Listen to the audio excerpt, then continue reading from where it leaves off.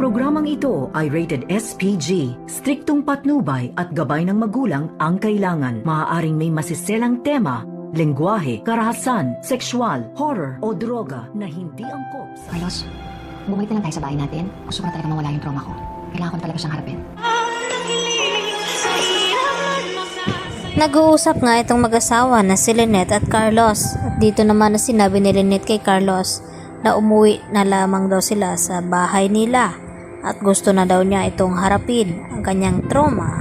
At para na rin daw mawala ito. Kaya nagdesisyon din itong si Carlos na pumayag sa gustong mangyari dito ng kanyang asawa na si Lynette.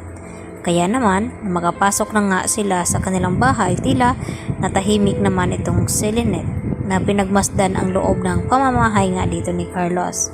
At hindi pa rin nagagawa itong kwarto ngayon ni Annalyn.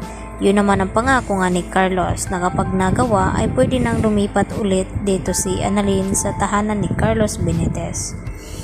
At napagkasunduan din nila na tinatanong nga ni Carlos Benitez itong si Lynette kung sakali daw siyang magiging ina dito ni Zoe, papayag ba daw siya.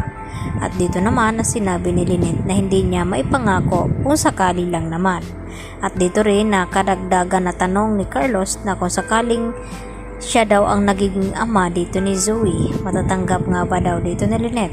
At ang sagot naman ni Lynette na ibang usapin na yon, siguradong magkaproblema daw silang dalawa ni Carlos dahil kung bakit nagawa daw ilihim ni Carlos sa kanya. Kaya tila natahimik naman itong si Carlos Benitez nang sabihin niya dito kay Lynette ang mga iyon.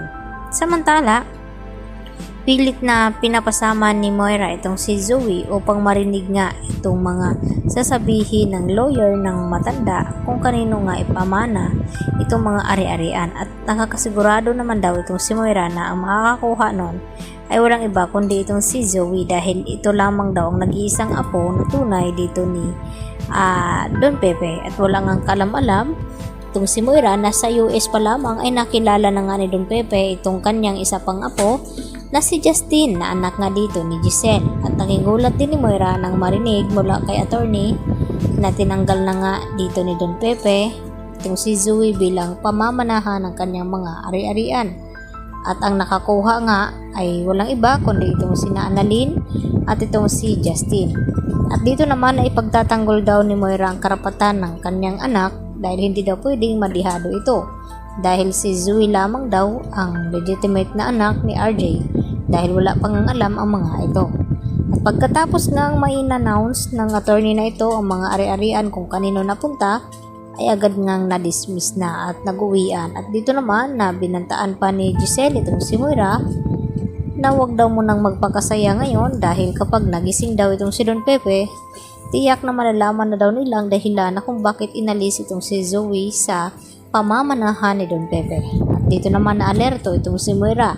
Kaya agad din na lumabas itong si Moira upang tawagan nga itong kanyang anak na si Zoe na kinakailangan daw mag-impake nito at umalis sila at magpakalayo-layo bago pa magising itong si Tanda at masabi sa kanila ni Giselle at RJ na may kinalaman nga itong si Zoe sa nangyaring aksidente at itong si Moira.